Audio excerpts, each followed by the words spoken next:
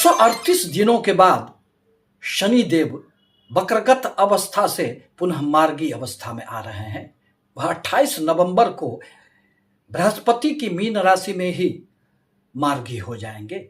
और जब भी शनिदेव की गति में किसी भी प्रकार का हलचल होता है तो प्रत्येक व्यक्तियों के जीवन में इसका एक गहरा प्रभाव पड़ता है। व्यक्ति को शनिदेव के नाम से ही भय लगता है, परंतु शनिदेव तो न्याय के, कर्म के देवता हैं। वह आपके कार्यों के अनुरूप ही आपको फल देने के लिए जीवन में आते हैं।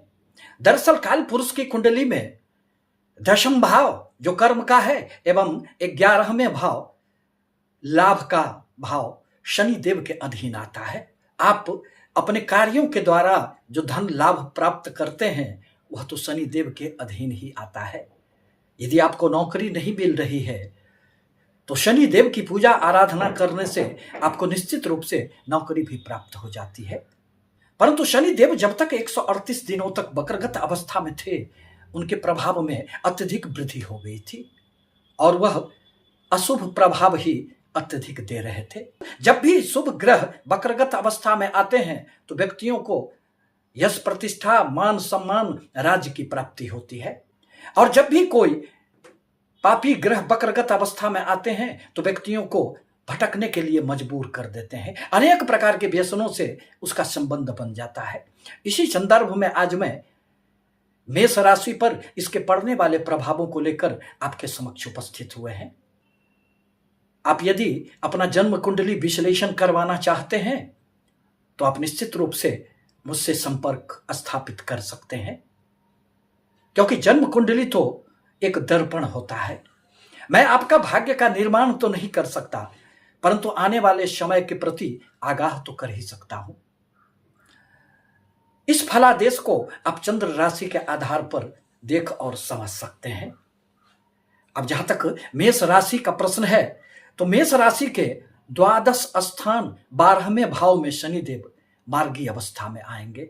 यह स्थान व्यय, विदेशी संबंध, आत्ममंथन एवं मोक्ष का माना जाता है और आप अभी साढ़े साथी के प्रभाव में प्रवेश किए हैं। अतः जीवन में आपको अनेक प्रकार के कठिनाइयों के दौर से निकलकर आगे बढ़ना होगा। इस अवधि में आपको अब अटके हुए सारे कार्य पुनः गति में आ जाएंगे। आप यदि किसी भी प्रकार के प्रोजेक्ट से जुड़े हुए हैं तो उसमें भी अब गति आएगी और आपका प्रोजेक्ट पूरा होगा।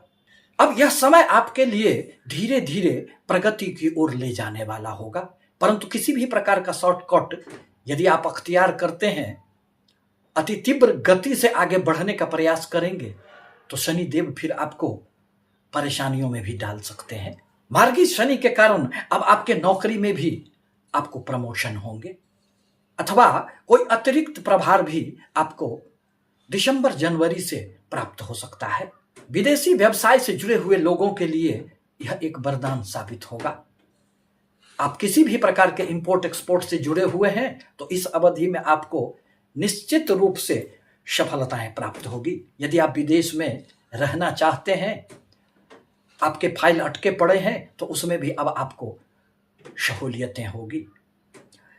इस अवधि में आप धीरे धीरे चलें, परंतु अपने पथ पर टिके हुए रहें तो सफलता निश्चित रूप से आपको प्राप्त होंगे, क्योंकि शनि देव तो धीरे धीरे ही जीवन में प्रगति की ओर ले जाने वाले होते हैं। यह बहुत तीव्र गति से नहीं चलते हैं। इस अवधि में आपको रुका हुआ पैसा अथवा धन वह भी प्राप्त हो जाएगा, परंतु अपने घर अथवा स्वास्थ्य पर आपके इस अवधि में कुछ खर्चे भी हो सकते हैं। अतः सोच समझकर आप अपना बजट तैयार करें। निवेश के लिए यह आपका अच्छा समय है, परंतु लॉन्ग टर्म के लिए यदि आप निवेश करते हैं तो उसमें आपको खूब धन लाभ होंगे।